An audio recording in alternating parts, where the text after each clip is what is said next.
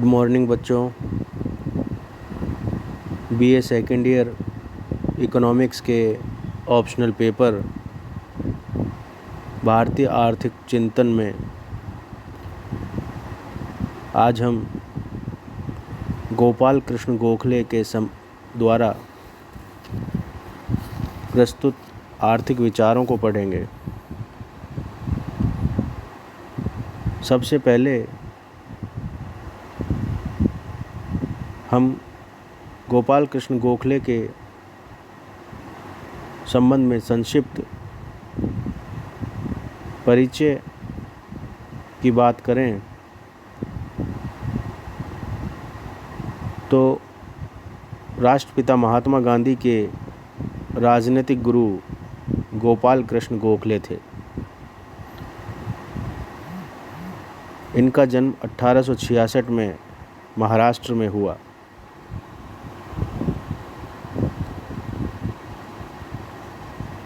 अठारह में मैट्रिक परीक्षा उत्तीर्ण करने के पश्चात उच्च शिक्षा प्राप्ति के लिए वे कोल्हापुर चले गए।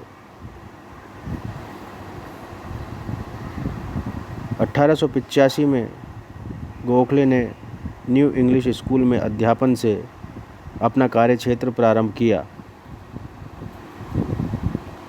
1889 में वे भारतीय राष्ट्रीय कांग्रेस के सदस्य बने और 1895 में गांधी जी के संपर्क में आए। गांधी जी ने गोखले को अपना राजनीतिक गुरु स्वीकार किया।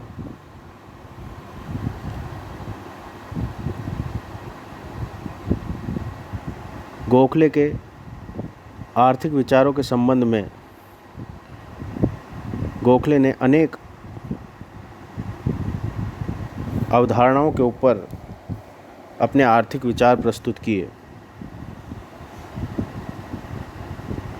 निर्धनता के ऊपर गोखले के आर्थिक विचार के संदर्भ में हम देखते हैं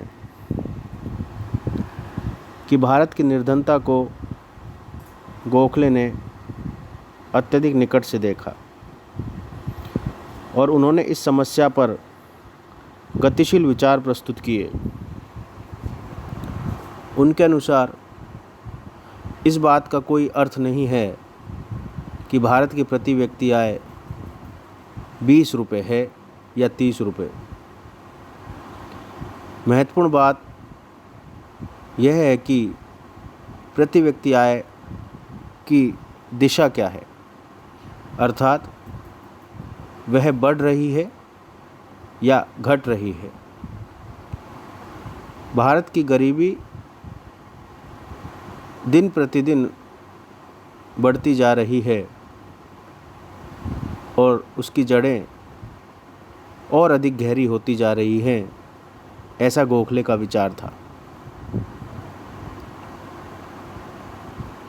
1902 के बजट भाषण में गोखले ने भारत की निर्धनता को केंद्र बिंदु बनाया और स्पष्ट किया कि भारत के जन समुदाय की भौतिक स्थिति निरंतर खराब होती जा रही है। यह स्थिति विश्व के आर्थिक इतिहास के क्षेत्र विस्तार के अंतर्गत बहुत अधिक दुखद है। गोखले ने बहुत से प्रायोगिक चर अपने अध्ययन में लिए जिन पर भारत का आर्थिक विकास निर्भर करता है। इन चरों के आधार पर भारत की निर्धनता का विश्लेषण किया। ये प्रायोगिक चर ही भारत के आर्थिक विकास के निर्धारक हैं। उनके अनुसार विभिन्न चर थे। पहला, भारत की जनसंख्या। दूसरा, कृषि उत्पादन की प्रवृत्ति। तीसरा, प्रति व्यक्ति नमक का उपभोग। चौथा, व्यावसायिक फसलों के अंतर्गत कृषि क्षेत्र। पांचवा, गैर व्यावसायिक फसलों के अंतर्गत कृषि क्षेत्र। एवं छठा, वस्तुओं के आयात व निर्यात की मात्रा। इन आर्थिक चरों के आधार पर गोखले ने देश के आर्थिक विकास की दिशा ज्ञात की और यह निष्कर्ष निकाला कि भारत की दरिद्रता निरंतर गहरी और अधिक गहरी होती जा रही है।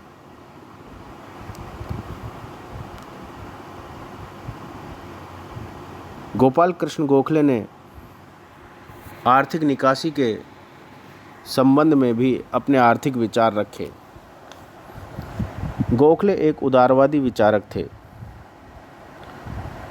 नौरोजी की भांति उनके विचार आर्थिक निकासी के संबंध में उग्र नहीं थे। उन्होंने कहा कि निकासी इसलिए संभव हो रही है कि भारत आर्थिक व राजनीतिक दोनों ही दृष्टि से ब्रिटेन का उपनिवेश है।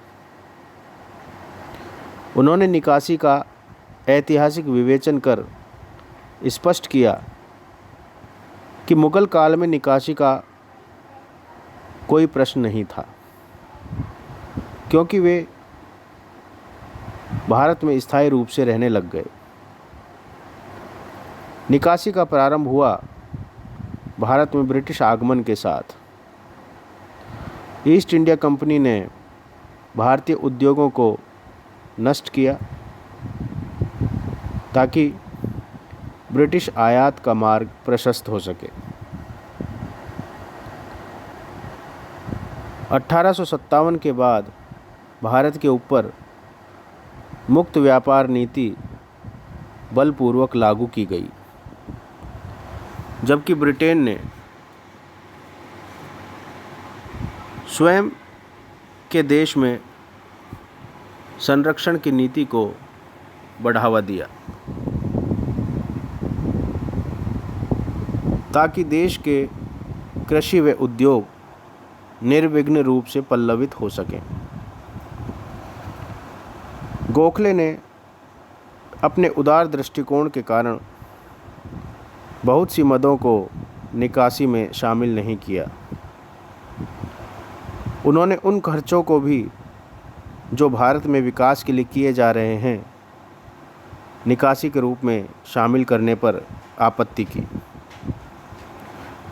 उनके अनुसार कुछ विकास कार्य जैसे रेल विकास, कुछ उद्योगों में प्रत्यक्ष पूंजी निवेश आदि पर लगी पूंजी पर ब्याज, लाभांश, ये निकासी में शामिल नहीं किए जा सकते। गोखले के अनुसार भारत में ब्रिटिश सरकार की नीति जहां एक ओर स्वयं के राजनीतिक हितों को पूर्ति करती है, वहीं दूसरी ओर भारत का आर्थिक शोषण भी करती है। इस आधार पर गोखले ने दो प्रकार की निकासी बताई। पहली राजनीतिक निकासी और दूसरी औद्योगिक निकासी। राजनीतिक निकासी में उन्होंने अपने साम्राज्य के विस्तार के लिए अनावश्यक रूप से किए जा रहे भारत के सैन्य व्यय को शामिल किया, जिसे उन्होंने वार्षिक 20 करोड़ रुपए पाया। औद्योगिक निकासी में उन्होंने देश के निर्माताओं की विदेशी निर्भरता को शामिल किया, जो प्रतिवर्ष 10 करोड़ रुपए थी। इस प्रकार गोखले के अनुसार कुल निकासी की मात्रा 30 करोड़ रुपए प्रतिवर्ष ज्ञात की। इस प्रकार गोपाल कृष्ण गोखले ने निर्धनता एवं आर्थिक निकासी के संबंध में अपने आर्थिक विचार रखे।